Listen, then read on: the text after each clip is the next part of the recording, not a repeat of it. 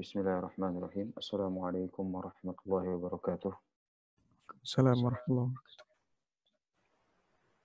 Alhamdulillahirabbil alamin wassalatu wassalamu ala asyrafil anbiya'i wal mursalin nabiyina Muhammadin wa ala alihi wa sahbihi ajma'in wa man tabi'ahum bi ihsanin ila yaumiddin. Amma ba'd.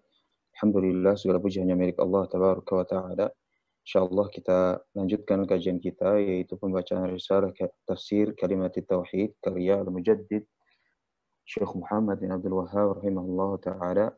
Dan insyaallah kita akan insyaallah selesaikan pembacaan risalahnya.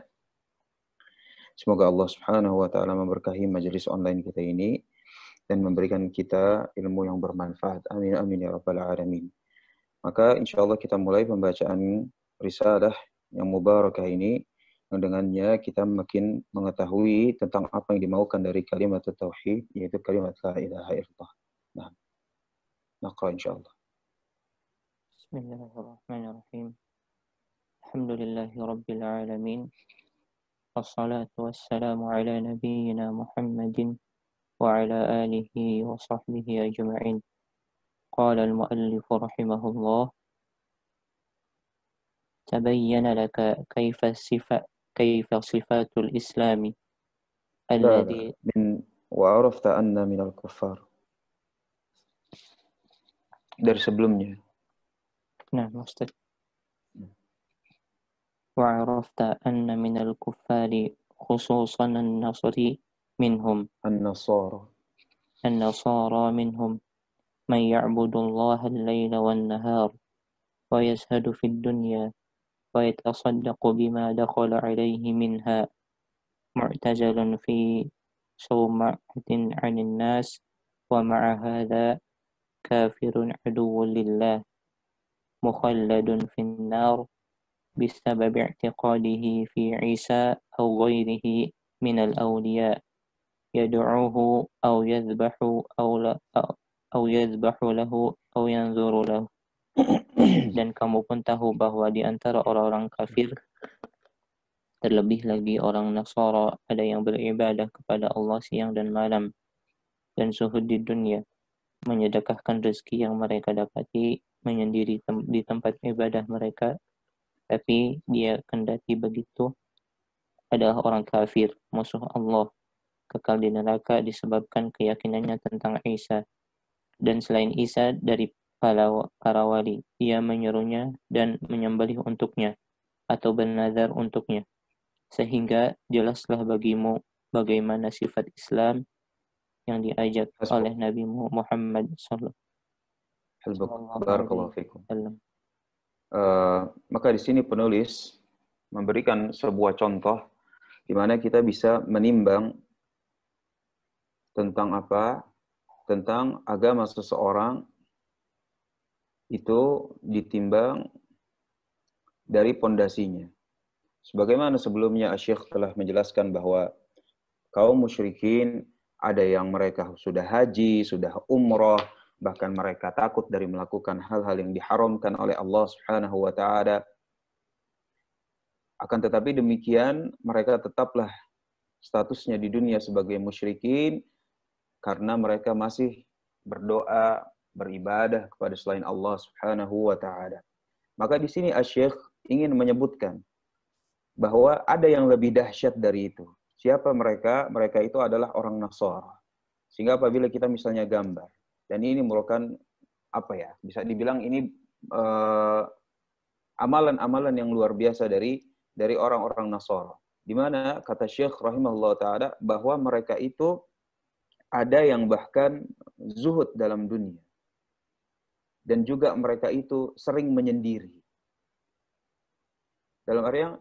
Dalam artian sering menyendiri untuk beribadah kepada Allah Subhanahu wa taala.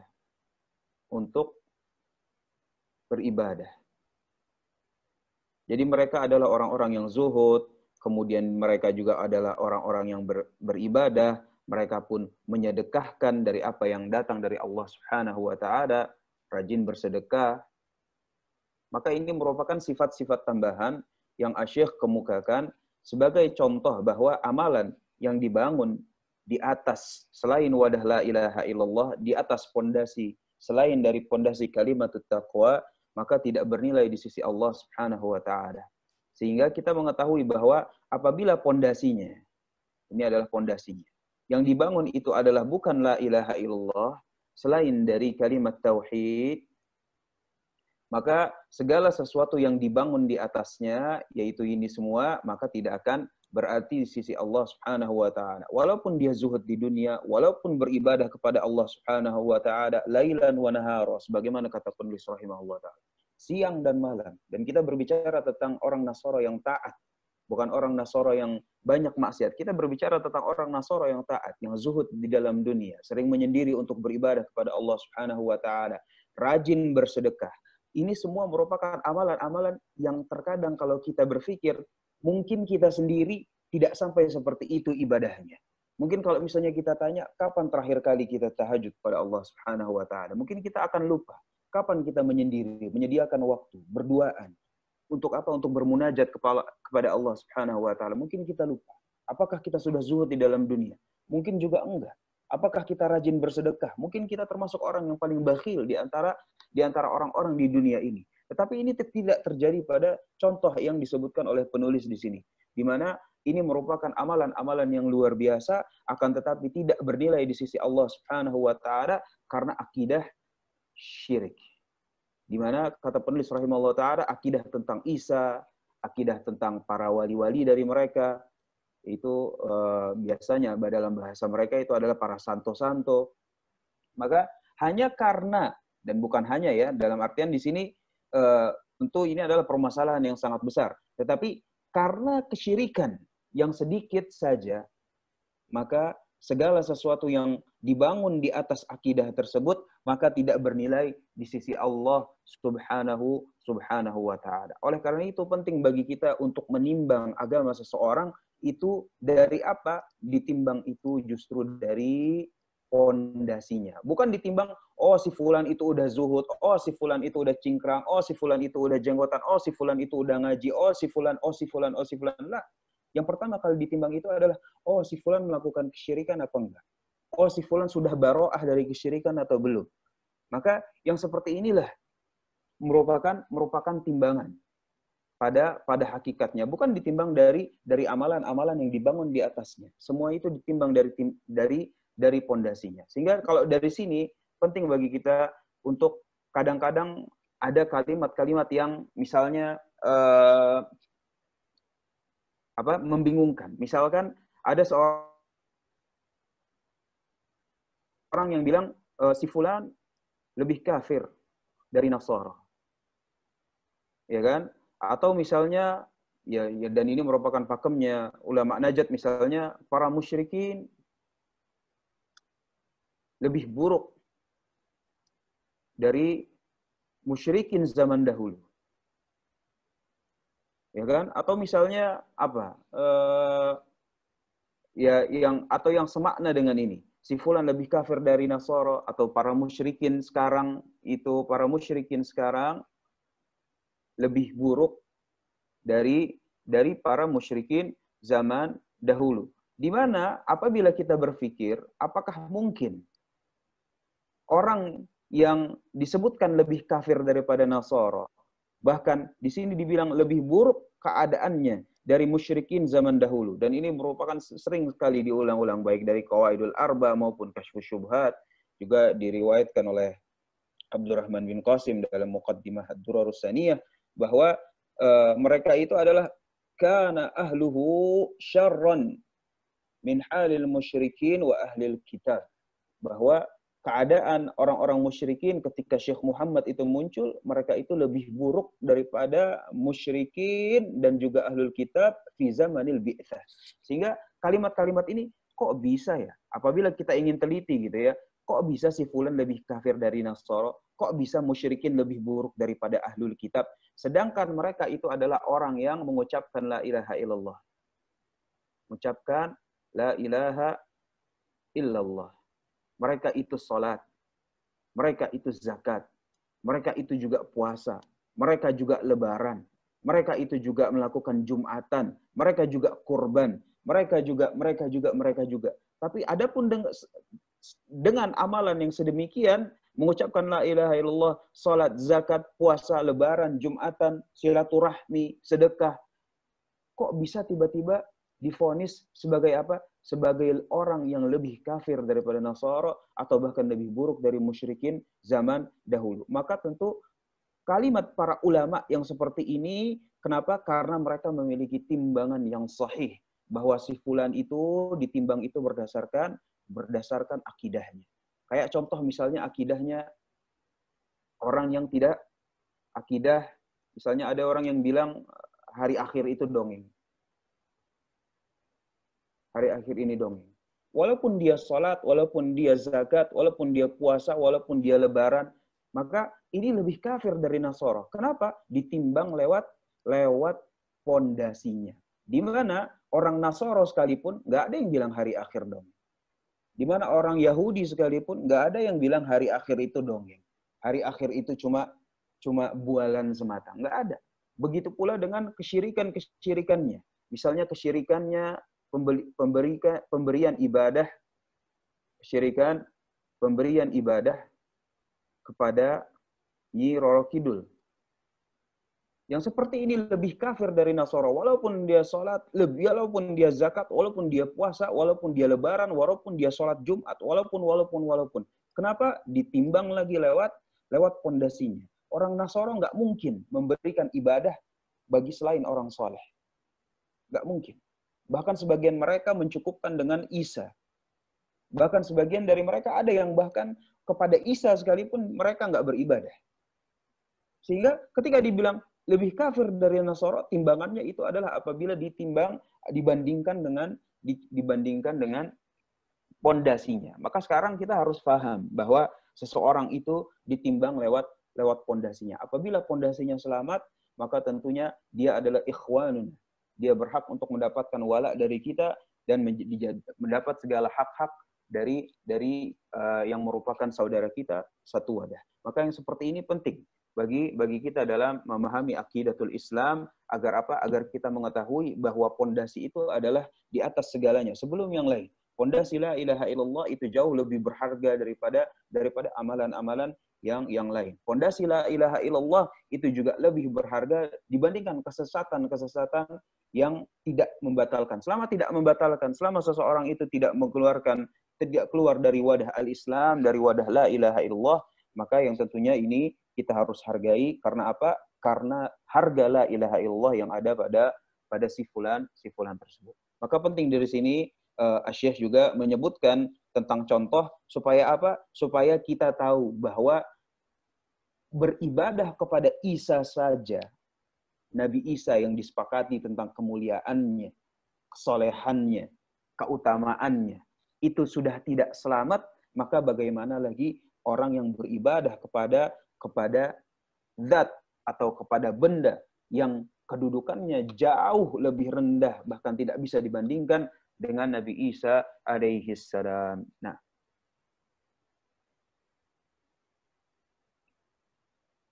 تبين لك كيف صفات الإسلام الذي دعا إليه نبيك صلى الله عليه وآله وسلم وتبين لك أن كثيرا من الناس عنه بمعزل وتبين لك معنى قوله صلى الله عليه وآله وسلم بدأ الإسلام قريبا وسيعود قريبا كما بدأ.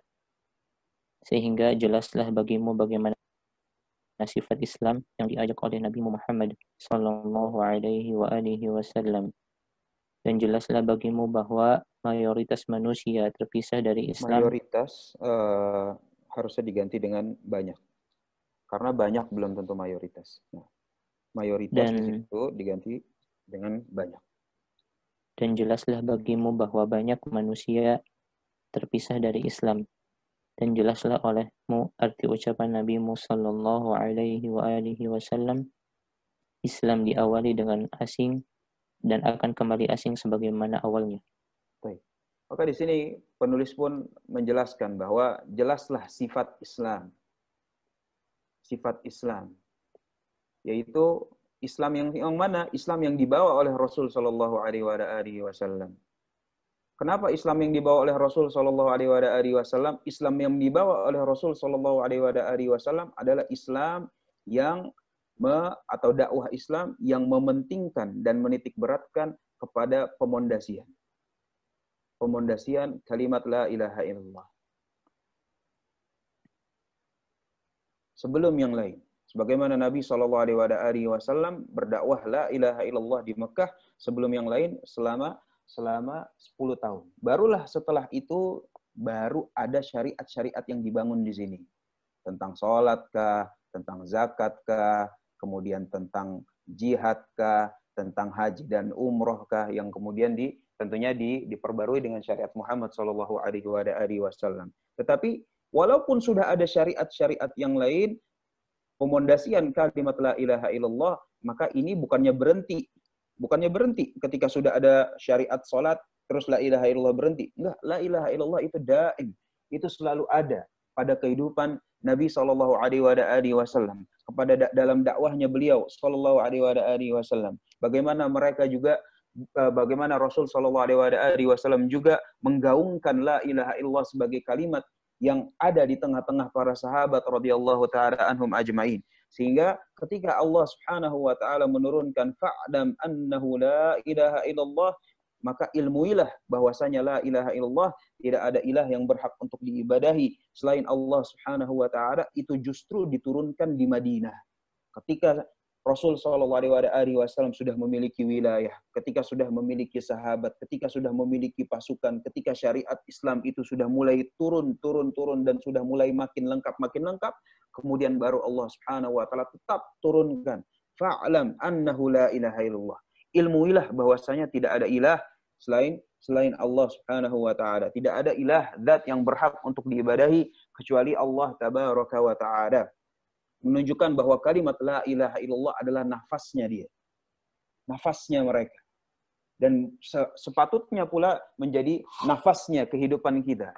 Bahwa ini merupakan hal yang terbesar, lebih besar dari yang lain, lebih besar daripada syariat yang lain. Dan pembatalnya yaitu kesyirikan itu adalah kemungkaran terbesar.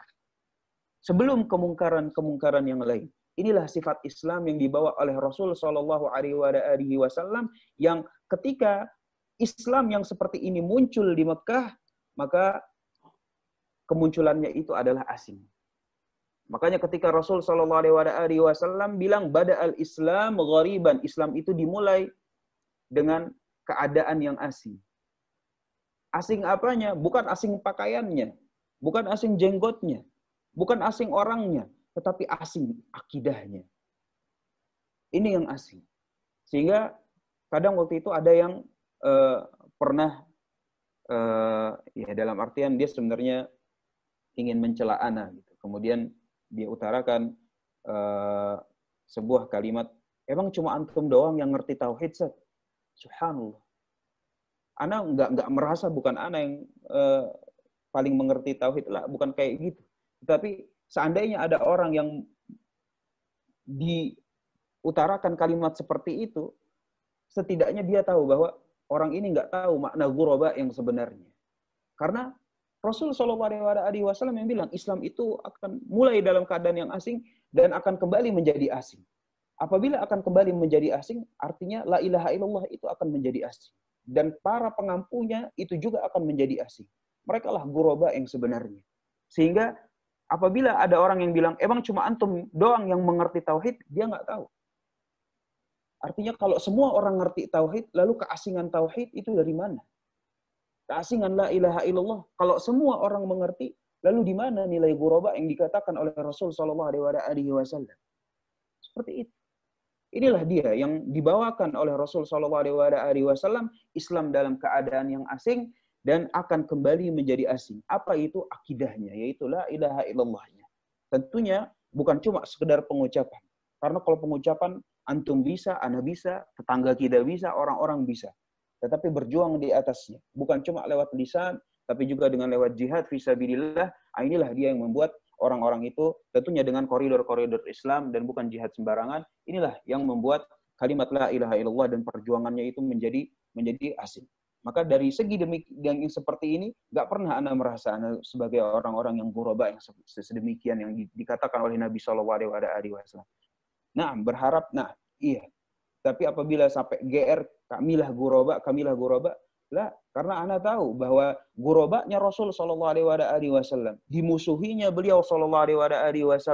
Bagaimana jihad itu dicanangkan oleh beliau SAW, itu berada di atas segala yang dibangun dalam perjuangan menegakkan kalimat tauhid, yaitu kalimat la ilaha illallah. Sehingga dari sini juga kita mengetahui kembali lagi, tak bosan anak beri tanbih bahwa kesyirikan itu merupakan kemungkaran terbesar. Kemungkaran terbesar. Inilah yang perusak pondasi. Yang apabila udah ada kesyirikan pada seorang hamba, yang pertama dia adalah keluar dari wadah al-Islam. Dan yang kedua, segala sesuatu yang dibangun, amalan-amalan oleh dia, apabila ada kesyirikan, maka tidak ada nilainya di sisi Allah Subhanahu wa Ta'ala. Dan ini merupakan pondasi. Pondasi ini penting ya ikhwan. Terkadang ada orang yang masih bingung dalam masalah ini. Jadi ini sekedar faedah saja. Misalnya dalam buku-buku firqah sesat. Buku-buku firqah sesat, maka tidak ada gitu penyebutan apa? Firqah fulan. Firqah fulan atau firqah alan. Apa itu ciri-cirinya? Ciri-cirinya itu adalah mereka melakukan kesyirikan. Kenapa? Karena orang yang sudah melakukan kesyirikan ini udah bukan firqah dari Islam lagi. Dia udah keluar dari wadah. Adapun firqah sesat dari umat Islam, maka ada penyebutan tentang kesesatan-kesesatannya, akidah-akidahnya. Walaupun ada akidah yang kufriyah, bahkan yang misalnya akidah yang kufur akbar, yang jali, tetapi nggak ada yang sebesar dalam melakukan kesyirikan. Antum bisa lihat misalnya Ahlul Milal wa Nihal. Maka di situ, atau buku-buku kitab yang lain yang menjelaskan tentang firqah sesat, nggak akan ditemukan firqah yang kemudian para ulama sebutkan inilah firqah yang melakukan kesyirikan dan ini merupakan bagian dari Islam. Dan dia masih muslim. Nggak ada. Baru zaman-zaman kita saja ada orang yang melakukan kesyirikan kemudian disebut dia masih muslim. Baik? Dan ini merupakan sebuah subhanallah keajaiban dalam akidah. Bagaimana orang yang katanya sudah mengerti la ilaha illallah, kemudian ada orang yang justru melakukan pembatalnya, yang pembatal dari perusak dari pondasinya, yang menghapus segalanya, kemudian dia bilang, inilah orang yang masih muslim, dia masih Islam. Nah,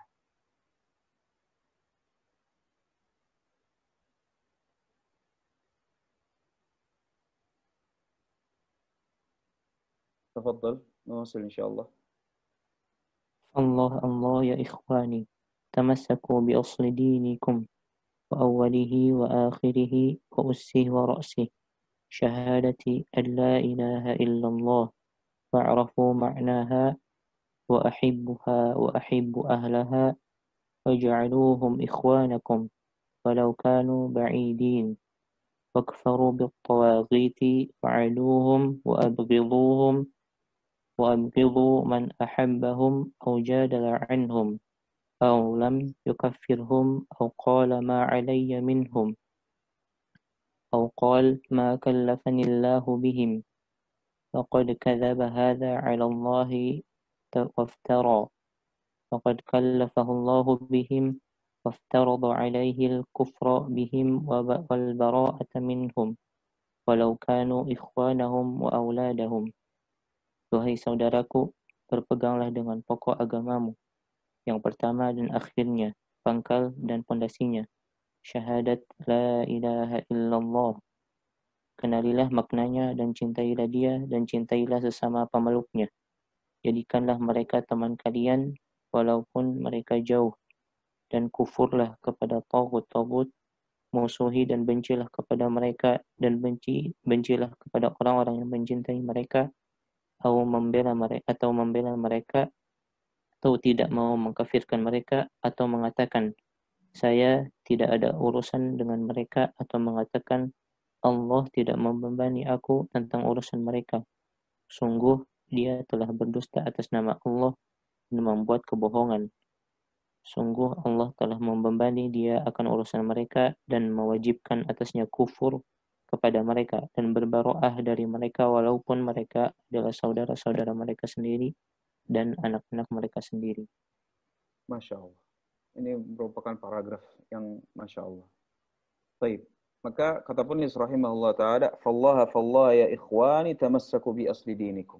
Maka bertakwalah kalian semua kepada Allah Subhanahu wa ta'ala. Untuk apa? Untuk berpegang teguh kepada asluddin. Untuk berpegang teguh kepada pondasi. Ini pondasi. Adapun yang ini ya tentu yang namanya orang yang pondasinya kuat, maka amalannya pun akan banyak dan berkualitas di sisi Allah Subhanahu wa ta'ala. Tetapi yang menjadi timbangan sekali lagi itu adalah bagaimana asluddin, bagaimana di sini merupakan yang menentukan segalanya, yaitu la ilaha illallah. La ilaha illallah. Inilah dia asluddin.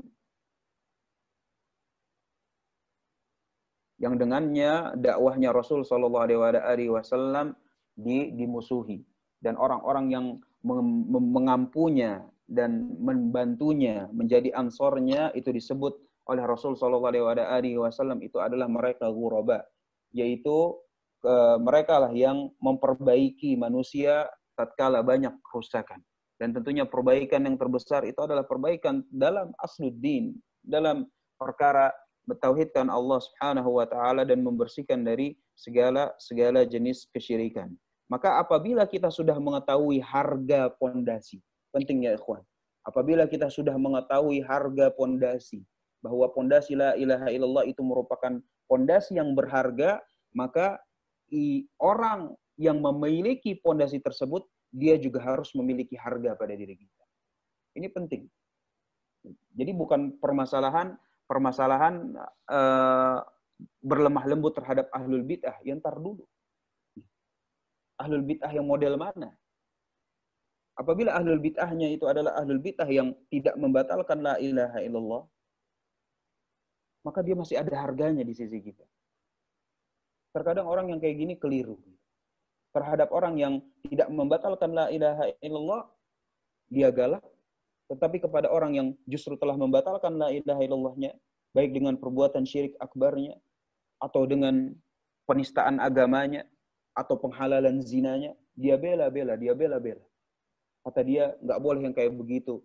Karena yang mengeluarkan manusia dari wadah Islam itu adalah akidahnya Khawarij. Kemudian seperti bagaimana kata Syekh di sini, nggak perlu kita mengeluarkan orang dari Islam. Apa manfaatnya? Apa fungsinya? Untuk apa kita keluarkan manusia dari Islam? Bukan urusan saya untuk mengeluarkan manusia dari Islam. Iya. Maka kata penulis di sini bahwa yang orang kayak begini telah mendustakan apa yang telah Allah Subhanahu wa ta'ala wajibkan atas dia. Bahwa Allah Subhanahu wa ta'ala mewajibkan atas dia untuk kufur kepada taghut. Dan kita sudah tahu bagaimana sifat kufur kepada taghut. Di situ Anda juga tulis lagi bahwa dari risalah kufur bit taghut yang sudah kita bahas sebelumnya. Begitu juga antum bisa baca bahwa la ilaha illallah asluddin yang dimaksudkan oleh penulis tamassaku, yang kita harus pegang teguh. Maka penulis juga menyebutkan tentang risalah asluddinil Islam. Maka di situ antum bisa baca apa yang dimaukan dari la ilaha illallah. Sehingga orang yang bilang, nggak perlu kita mengeluarkan, nggak perlu kita, apa manfaatnya mengeluarkan orang dari Islam, bukan kewajiban saya, bukan urusan saya, bukan ini saya, bukan saya yang harus mengeluarkan dari Islam. Iya, bukan antum koar-koar, iya. Bukan tanggung jawab kita untuk koar-koar si fulan. Tetapi kewajiban meyakini seorang yang melakukan kesyirikan atau kekufuran akbar kepada Allah Subhanahu wa ta'ala bahwa dia sudah ada di luar wadah, itu merupakan kewajiban yang hakiki, kewajiban yang wajib. Yang dengannya Islam seseorang itu sah di sisi Allah Subhanahu wa ta'ala. Untuk apa? Banyak fungsinya. Di antara fungsinya itu adalah dalam mewujudkan al-wala wal bara. Supaya jangan sampai kita itu keliru kepada orang-orang yang justru membatalkan dari pondasinya itu kita baik, dan kepada orang-orang yang justru masih ada la ilaha illallah belum dibatalkan, walaupun dia bukan kajian kita, walaupun dia nggak sepemahaman dengan kita, walaupun bukan satu manhaj dengan kita, kemudian kita jahat. Maka nggak gitu. Lihat kata Syekh di sini, jadikan mereka saudaramu.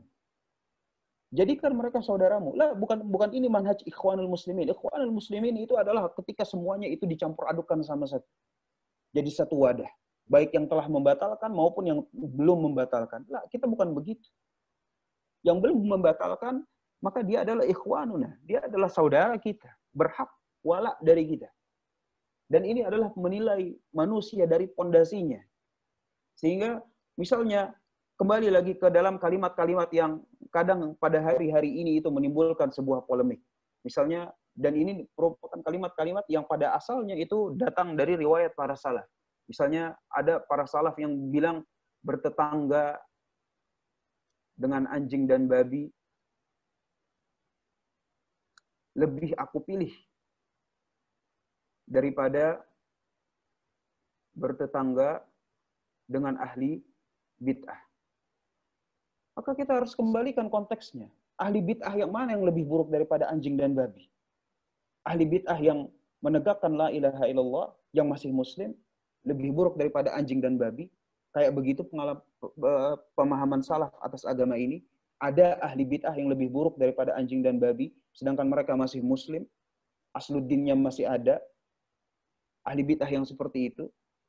Atau dia bilang misalnya, lebih baik aku tidak mau berbicara dengan ahli bid'ah. Dan aku misalnya, banyak yang lain. Aku tidak mau seatap dengan mereka. Seatap dengan mereka. Maka perlu bagi kita ditimbang lagi. Siapa ahli bid'ah yang dimaksud? Ahli bid'ah yang mengucapkan la ilaha illallah dan menegakkan dan hak-haknya?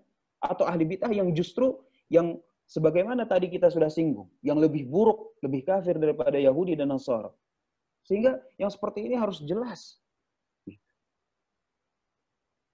Mengeluarkan seseorang itu dari Islam, meyakini bahwa mereka ada di luar wadah, itu penting. Dari masalah al-wala wal bara. Oleh karena itu, Ana sempat baca gitu. Dan ini merupakan, Masya Allah, kitab ya perlu diapresiasi lah. Ana lupa judulnya, kalau nggak salah, persamaan Wahabi NU. Gitu. Ada yang tahu nggak bukunya? Lupa Ana judulnya. Ditulis oleh Imam Masjid Istiqlal. Mustafa Yakub, Ustaz. Iya, Mustafa Ali Yakub. Imam Istiqlal dan muhaditsnya kita, muhaditsnya negeri ini adalah Al-Ustadz Kiai Haji Mustafa Ali Yakub rahimahullah ta'ala. Antum ingat nggak judulnya? Persamaan Wahabi NU kalau nggak salah.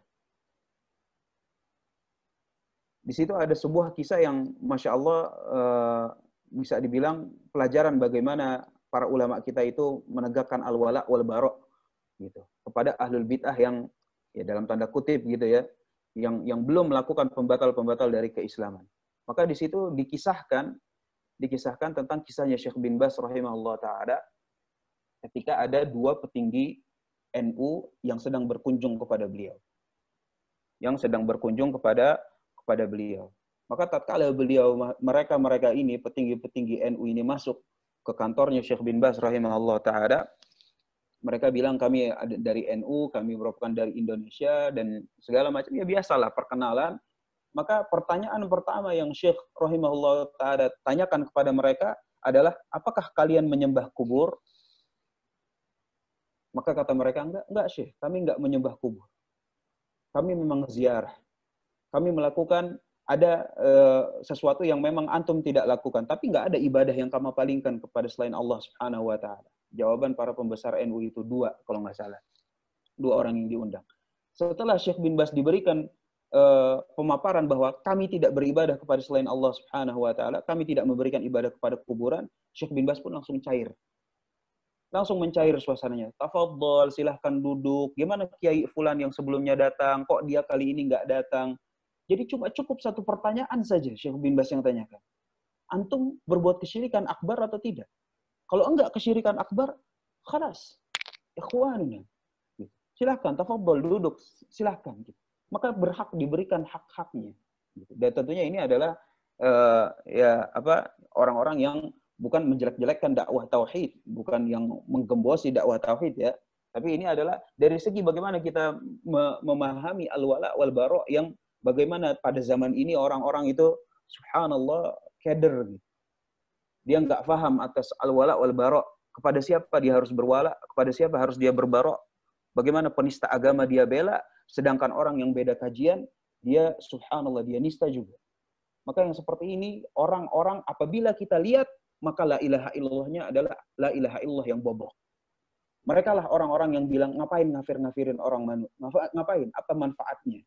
Mereka lah orang-orang yang menguzur para musyrikin. Mereka lah orang-orang yang membela para penista agama. Mereka lah orang-orang yang sangat jahat lisannya kepada kaum muslimin, tetapi para penista agama, para pelaku kesyirikan, baik kesyirikan yang justru jauh lebih buruk daripada Yahudi dan Nasara, mereka diam.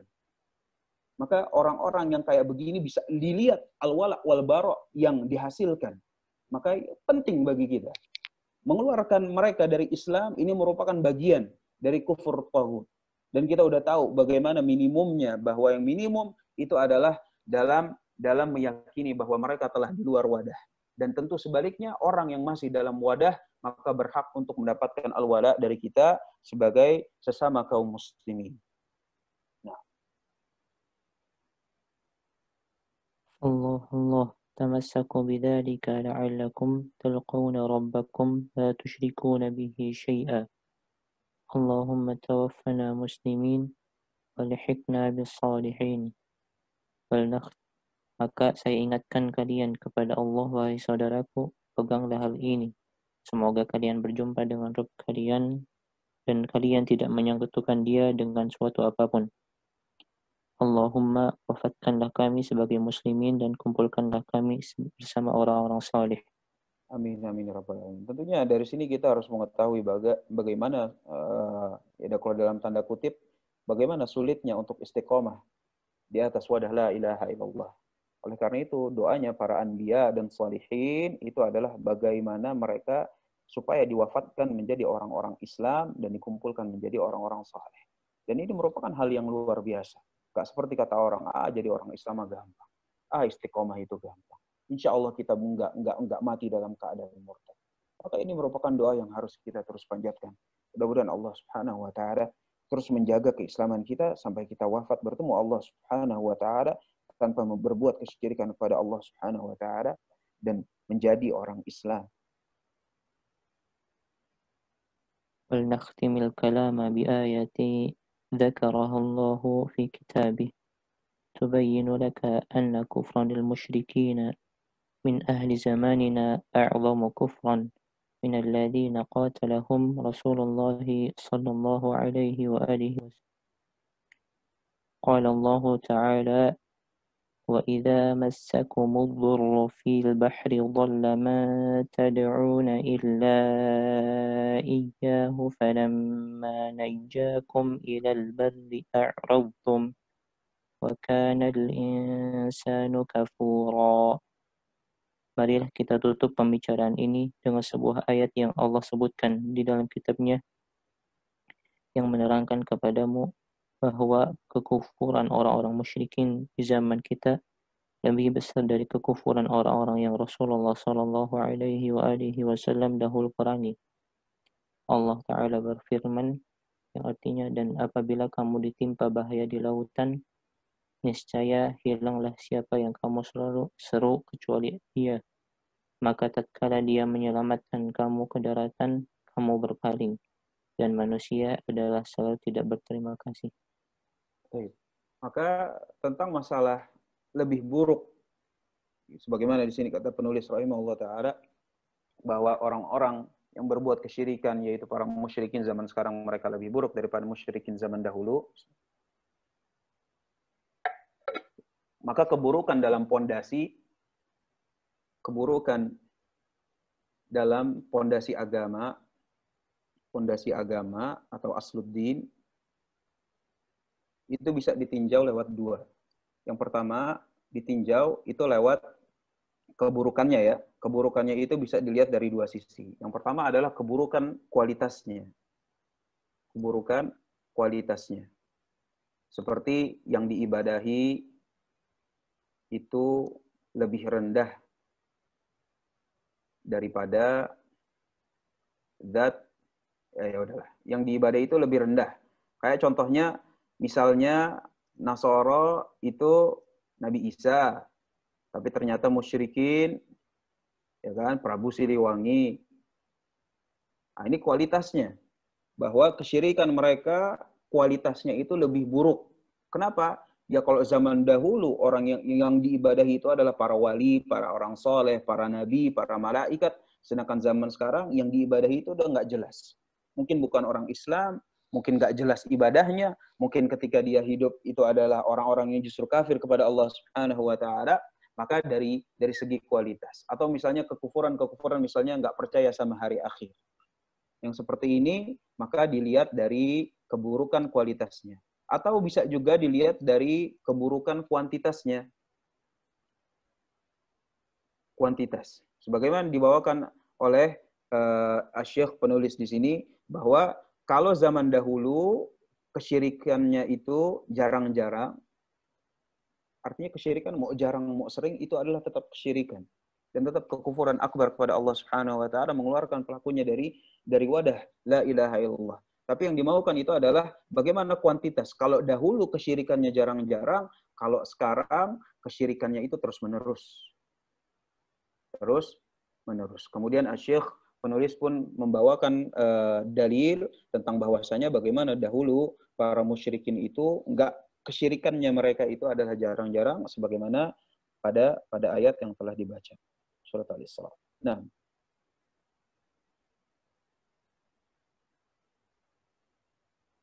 قد سمعتم أن الله سبحانه ذكر عن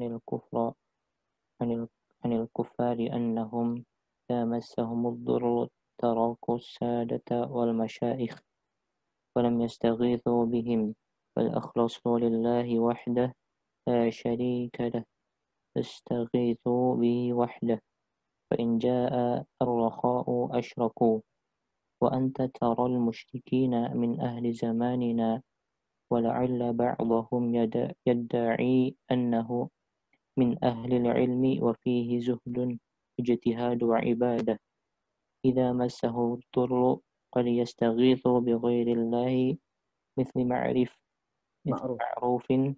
أو عبد القادر الجيلاني وأجل من هؤلاء مثل زيد بن الخطاب والزبير وأجل من هؤلاء مثل رسول الله صلى الله عليه وآله وسلم والله المستعان. Sungguh engkau telah mendengar bahwasanya Allah Ta'ala telah menyebutkan tentang orang-orang kafir bahwa apabila mereka ditimpa musibah, mereka meninggalkan wali-wali dan syekh-syekh. Mereka tidak menyeru seorang pun dari mereka, tidak minta keselamatan kepada mereka, bahkan mereka mengikhlaskan ibadah kepada Allah semata, tidak ada sekutu baginya, dan mereka minta keselamatan kepadanya semata. Dan apabila datang ke lapangan, mereka kembali menyekutukan Allah. Nah, ini sebagaimana tadi sudah disebutkan, bagaimana para musyrikin zaman dahulu, zaman Nabi SAW termasuk, bahwa kesyirikan mereka tidak terus-menerus. Bahkan ketika mereka ditimpa kesulitan, ditimpa kesusahan, maka mereka tinggalkan objek-objek kesyirikan mereka. Mereka hanya mengikhlaskan ibadah hanya kepada Allah Subhanahu wa taala.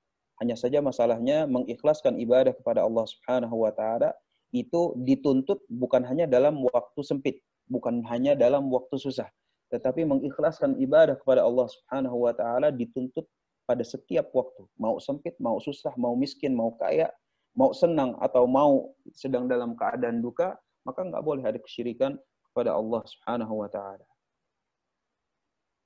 Dan kalian saksikan orang-orang musyrik kita, dan bisa jadi sebagian mereka mengaku sebagai ulama. Ada pada dirinya zuhud dan kesungguhan ibadah. Apabila dia ditimpa kesulitan, dia pun bangkit meminta keselamatan kepada selain Allah seperti Ma'ruf atau Abdul Qadir Jailani, dan yang lebih mulia dari mereka seperti Zaid ibn Khattab dan Az-Zubair, dan yang lebih mulia dari mereka seperti Rasulullah Sallallahu Alaihi Wasallam. Hanya kepada Allah kita memohon pertolongan. Baik. Maka di sini kembali kita sebuah konteks bahwa orang-orang yang beribadah kepada zat-zat yang disebutkan oleh penulis di sini, bagaimana Ma'ruf atau Abdul Qadir Jailani atau Zaid ibn Khattab, yaitu saudaranya Umar bin Khattab, ataupun Az-Zubair ibn Al-Awwam, atau bahkan Rasul Shallallahu Alaihi Wasallam, antum lihat di situ, dan Asy-Syaikh menyebutnya adalah orang-orang musyrikin di zaman kita. Maka kembali lagi ke konteks, siapa musyrikin yang beribadah kepada Rasul? Siapa musyrikin yang beribadah kepada Abdul Qadir Jailani? Siapa musyrikin yang beribadah kepada Ma'ruf? Ma'ruf ini ada tokoh masyarakat lah pada saat itu. Siapa orang yang beribadah kepada orang-orang yang seperti ini? Dan tentunya ini adalah orang-orang yang mengaku Islam, mengucapkan la ilaha illallah, akan tetapi berbuat kesyirikan. Label mereka selama hidup di dunia, mereka adalah orang-orang musyrikin, sebagaimana kata penulis di sini. Dan sebagai faedah saja, penyebutan nama seperti ini pada risalahnya ulama Najdiyah itu biasanya terjadi apabila mereka sudah memiliki kekuatan. Karena risalah mereka, kata sebagian ulama, itu dibagi menjadi dua. Ada risalah-risalah yang memang ketika ditulis itu adalah untuk amatun nas, kepada orang-orang banyak. Ada juga yang ketika ditulis itu ketika belum memiliki kekuatan, sehingga penyebutan nama itu biasanya tidak disebut. Misalnya dalam kitab Tauhid tidak ada penyebutan nama. Ataupun dalam Thalathatul Usul, Qawaidul Arba. Ini risalah-risalah yang ditulis pertama kali. Biasanya itu dalam awal masa dakwah. Itu nggak ada penyebutan nama seperti di sini. Sebagian penjelasannya itu adalah karena pada saat itu yang dimaukan itu adalah berdakwah ke jalan Allah Subhanahu wa taala, dan saat itu kekuatan belum terkumpul. Tetapi ketika mereka sudah memiliki pasukan, bahkan sudah memiliki wilayah di wilayah Najd, maka risalah-risalah mereka itu lebih tajam bahasanya. Sebagian ada orang yang tidak suka dengan dakwah ini, mereka bilang bahwa murid-muridnya Syekh Muhammad itu sebenarnya telah berpaling dari Syekh Muhammad bin Abdul Wahab. Mereka udah beda jalan. Padahal nggak beda jalan, tetapi memang ketika mereka menulis risalah dari murid-muridnya dan dari keturunannya, mereka menulis pada sebuah keadaan yang mereka itu kuat. Mereka memiliki pasukan dan mereka siap untuk berjihad fi sabilillah. Sehingga kata-katanya lebih tajam dan berani, lebih lugas. Sebagai faedah saja. Terakhir insyaAllah.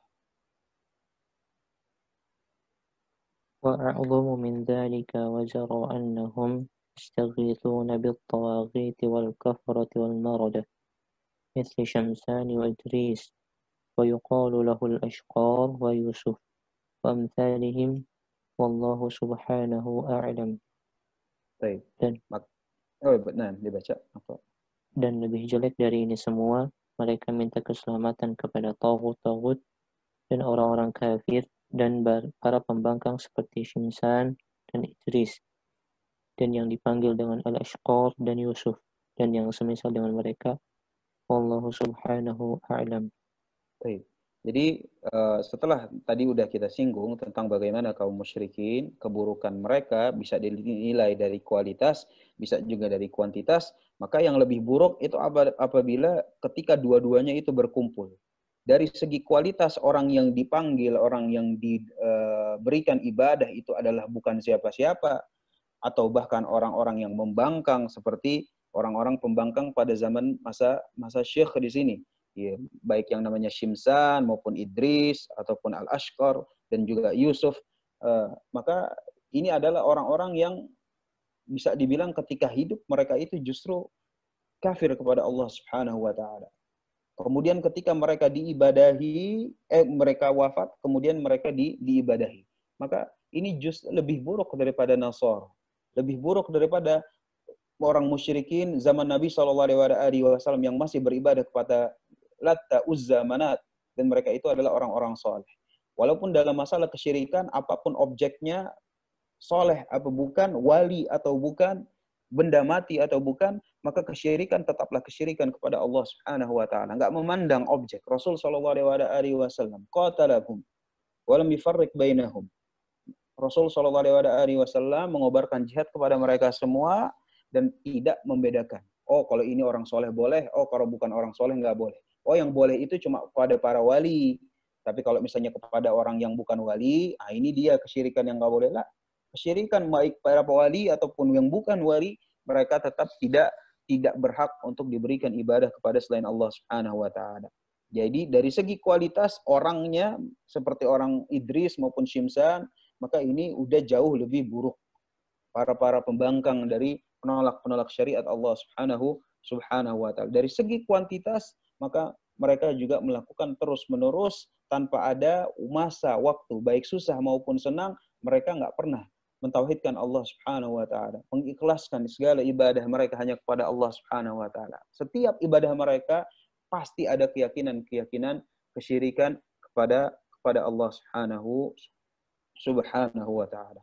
Maka dengan demikian mudah-mudahan makin jelaslah apa itu la ilaha illallah, apa yang minimum dituntut dari la ilaha illallah, apa itu kesyirikan, apa itu pembatal la ilaha illallah, bagaimana berbaroah dari orang-orang yang berbuat kesyirikan, apakah cukup hanya bilang perbuatannya itu syirik, dan seterusnya, bagaimana menegakkan al-wala wal bara, bagaimana nanti orang, sebagaimana bisa dilihat di sini, ada aroma-aroma yang Masya Allah perjuangan yang Syekh Muhammad lakukan itu adalah perjuangan yang luar biasa besar. Ya kan? Bagaimana mereka berjuang menegakkan kalimat tauhid. Maka yang seperti ini harus kita pikirkan ya ikhwan. Bagaimana memberantas kesyirikan, semangat kita dalam menegakkan at-tauhid itu untuk terus ada. Karena apa? Karena itu bagian dari bagaimana kita menegakkan la ilaha illallah. Maka dengan demikian mudah-mudahan Allah Subhanahu wa taala memberikan hidayah bagi kita semua dan menegakkan kita di atas wadah la ilaha illallah dan mewafatkan kita di atas Islam, dan semoga kita semua dikumpulkan bersama kumpulan orang-orang saleh. Amin amin ya rabbal alamin. Innahu waliyyu dzalika wal qadiru alaih. Alhamdulillahirabbil alamin. Walhamdulillah awalan wa akhiran. Sallallahu ala khairin khalqih Muhammadin wa alihi ajma'in. Amin. Baik, alhamdulillah dengan ini kita sudah selesaikan risalah tafsir kalimat tauhid. Semoga yang disampaikan bermanfaat terutama bagi diri ana dan juga bagi diri antum semua. Mohon maaf atas segala kekurangan karena kesempurnaan hanya milik Allah tabaraka wa taala. Nah, apabila ada yang ingin bertanyakan, tafadhal.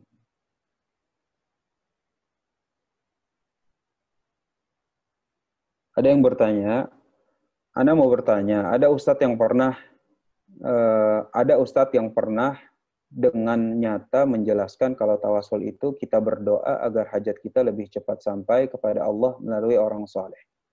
Diibaratkan dengan kita kalau mau ke gubernur lewat bawahannya, benarkah? Jika Ana meyakini keluar dari wadah dan tidak sholat jadi makmum di belakang ustadz tipe ini, apakah sudah cukup yang Ana lakukan? Antum harus tanya, tawasulnya itu adakah ibadah yang diberikan kepada penghuni kubur tersebut, atau tawasul cuma jah, kayak misalnya demi dengan zat kemuliaan Imam Syafi'i, ya Allah kabulkanlah doa ana. Atas kemuliaan Rasul Shallallahu Alaihi Wasallam, kabulkanlah doa saya. Dari apa ya? Biasanya salawatnya Ya Rabbi bil Mustafa baligh maqasidana. Nah, itu merupakan tawasul lewat jah. Ya Rabbi, yang dia panggil yang pertama itu adalah Ya Allah. Bil Mustafa, dengan kemuliaan Al-Mustafa, dengan kemuliaan Rasul Shallallahu Alaihi Wasallam, baligh maqasidana. Maka sampaikanlah, wujudkanlah keinginan kami. Maka yang seperti ini tawasul bil jah dan bukan kesyirikan akbar. Bukan kesyirikan akbar. Orang yang belum melakukan kesyirikan akbar, maka dia masih dalam satu wadah. Sehingga yang seperti ini, kalau dia bilang cuma tawasul itu agar hajat lebih cepat, ya tergantung tawasulnya tawasul apa. Kalau tawasulnya tawasul jah, maka ini bukan mengeluarkan dirinya dari Islam. Tapi apabila tawasulnya adalah tawasul ibadah, seperti misalnya ada sembelihan yang diberikan, yuk kita tawasul lewat apa? Tawasul lewat Prabu Siliwangi atau lewat Dewi Sri, supaya hasil perkebunan ini hasil pertanian ini lebih subur. Kayak gimana cara tawasulnya? Nanam kepala kerbau, larung saji. Nah, ini udah ada ibadah yang dipalingkan kepada selain Allah Subhanahu wa taala. Nah, jadi jangan buru-buru langsung mengeluarkan dalam perkara-perkara yang masih bisa ada kemungkinan-kemungkinan yang seperti ini. Kita tanyakan aja, Ustaz, tawasul yang kayak gimana maksud Anda? Apakah tawasul larung saji? Apakah tawasul sembelihan, sesajian kepada selain Allah Subhanahu wa taala? Nah,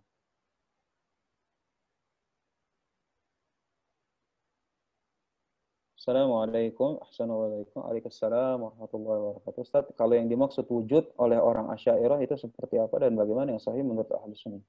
Sifat wujud, bahwa Allah Subhanahu wa taala itu ada. Bagaimana? Apakah ya itu dia.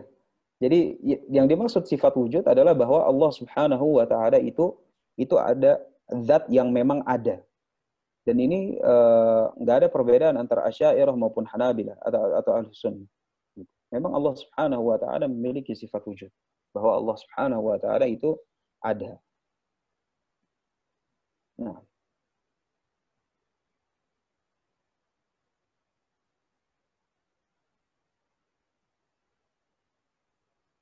ada misalnya, antum yang ditanyain apa ya? Kalau wujud, alhamdulillah, insya Allah sahih.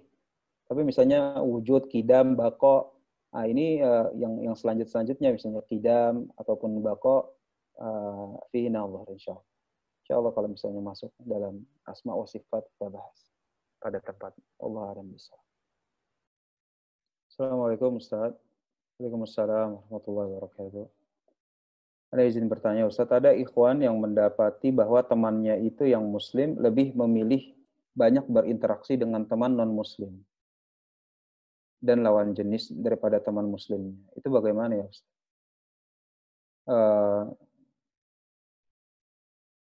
Maksiat biasa aja sepertinya Anda lihat.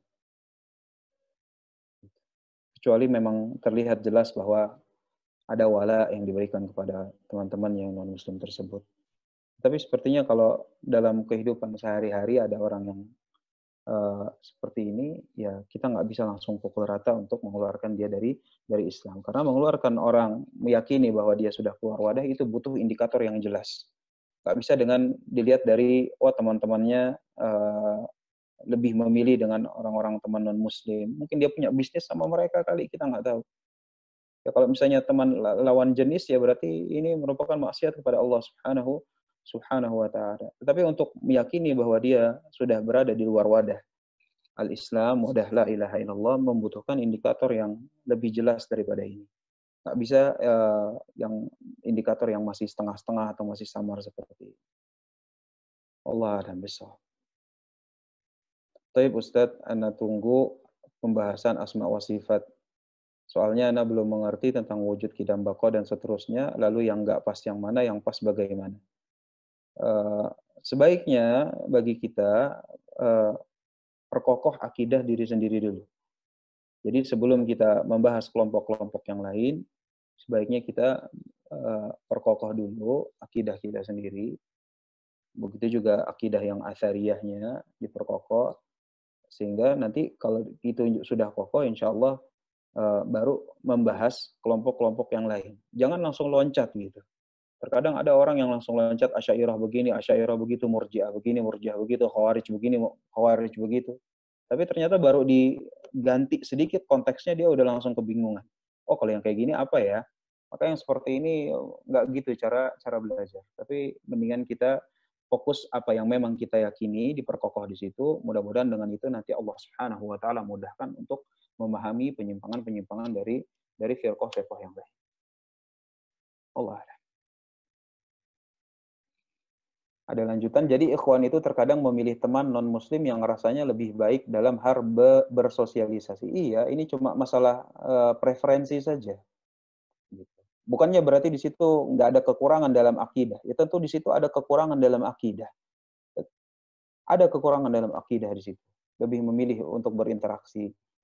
Ada kekurangan dalam akidah. Tetapi untuk menetapkan bahwa yang seperti ini keluar dari Islam, atau menetapkan, wah ini merupakan wala kepada orang-orang non-muslim, maka indikator yang seperti ini belum cukup, akhi. Allah a'lam bishawab. Kalau ada jajanan pasar di atas rumah atau di tiang rumah, apakah termasuk kesyirikan jika membiarkan jajanan tersebut dengan alasan karena kesyirikan itu letaknya di hati? Ntar dulu ya, kayak tak paham mana. Kalau ada jajanan pasar di atas rumah atau di tiang.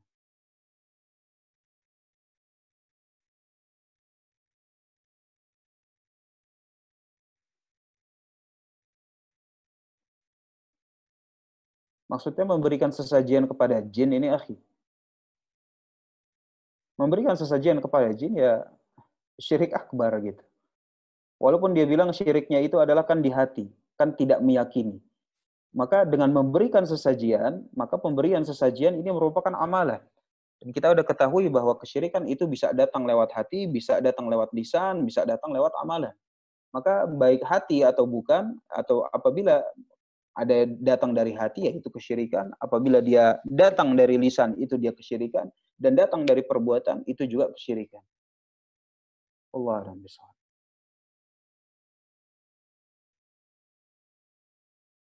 Assalamualaikum Ustaz, jazakallahu wa jazakallahu khairan. Pembahasan kitab selanjutnya apa Ustaz? Allah alam, mana nggak tahu. Nanti tinggal ditanya sama adminnya.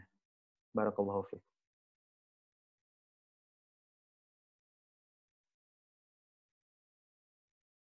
Bismillah, assalamualaikum. Bagaimana hukum dan status orang yang memotret pada proses pemberkatan atau kebaktian? Adakah termasuk pada tolong-menolong pada orang kafir atau lain? Tolong-menolong udah pasti. Tolong-menolong udah pasti. Dan memotret yang seperti ini dikhawatirkan ya akhi. Karena dengan dia memotret kesyirikan kepada Allah Subhanahu wa taala. Pemberkatan itu kesyirikan atau bukan ya? Ada yang tahu nggak? Apa sih kebaktian itu ibadah kepada selain Allah kan ya? Setahu Anda begitu. Maka ketika dia ada orang yang beribadah kepada selain Allah Subhanahu wa taala dan dia nggak terbesit dalam hatinya, dia nggak merasa terusik hatinya, bahkan dia dengan ridho memotretnya, maka yang seperti ini termasuk orang-orang yang ridho dengan kesyirikan. Waliyadzubillah. Assalamualaikum Ustaz. Apakah orang yang muslim yang melakukan kesyirikan seperti menyembelih untuk selain Allah untuk memperoleh rezeki yang banyak atau menolak bala, apakah pelaku kesyirikan tersebut bukan lagi seorang muslim dan tidak berhak memperoleh wala dari kita? Nah, waalaikumsalam warahmatullahi wabarakatuh. Orang yang telah memberikan sembelihan kepada selain Allah Subhanahu wa taala, apapun alasannya, baik alasannya itu untuk tolak bala, untuk memperoleh rezeki ataupun yang lain, maka orang yang telah memberikan ibadah kepada selain Allah Subhanahu wa taala telah melakukan kesyirikan, musyrik billah subhanahu wa ta'ala. Maka tidak berhak untuk memperoleh wala dari kita. Nah, tidak berhak untuk menerima wala. Ini jelas. Akan tetapi bukan berarti tidak berhak menerima wala, terus bukan nggak berhak pula menerima akhlak yang baik dari kita. Akhlak yang baik bisa-bisa saja. Karena mungkin aja yang melakukan hal tersebut mungkin orang tua kita, waliyadzubillah, mudah-mudahan nggak ada, ataupun orang-orang yang kita kenal. Tetapi walaupun dia nggak berhak untuk menerima wala, bukan berarti nggak berhak pula untuk diperlakukan semena-mena atau tidak ditegakkan hak-haknya dari segi nasab. Dan ini merupakan pembahasan yang lain. Adapun untuk menjawab pertanyaan, nah, maka tidak ada wala kepada orang musyrikin. Wallahu a'lam bishawab.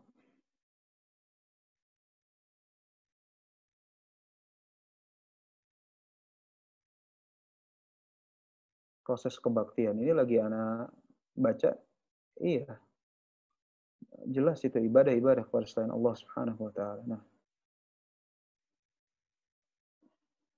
Ustadz, kesyirikan yang terhitung hanya dalam hati, lisan, dan amaliyah. Nah, kalau dalam pikiran berarti tidak terhitung. Dalam pikiran itu maksudnya dalam hati, ya, akhi. Lahum qulubun la yafqahuna biha. Pikiran itu termasuk dalam hati. Tapi harus dibedakan mana yang cuma sekedar bisikan, mana yang memang menginginkan hal tersebut dalam pikirannya.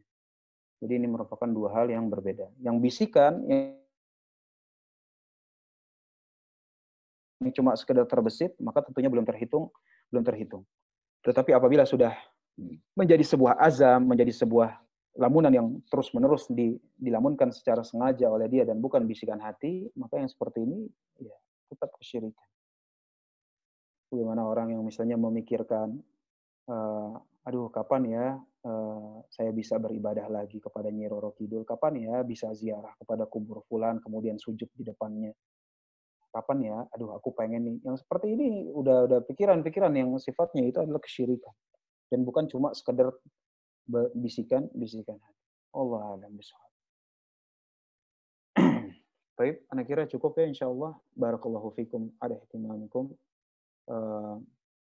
Insyaallah semoga yang disampaikan bermanfaat terutama bagi antum semua. Wassallallahu ala nabiyyina Muhammadin wa ala alihi wasallam wa akhiru da'wana alhamdulillahi rabbil alamin. Assalamualaikum warahmatullahi wabarakatuh.